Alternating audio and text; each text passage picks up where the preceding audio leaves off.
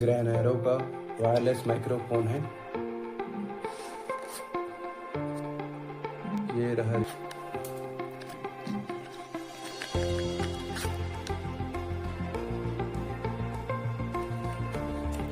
ये है ग्रेनारो का वायरलेस माइक। वारंटी कार्ड ठीक है।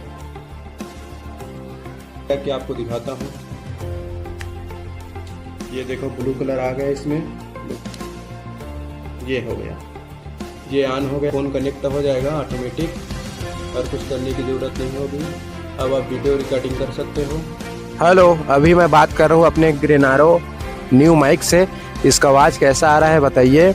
और ये मेरा फ़ोन से कनेक्ट है, तो चलिए देखते हैं इसको आगे यूज़ करके कैसा है इसका रिव्यू। बाकी इसका अनबॉक्सिंग करके मैंने तो आपको बता दिया है।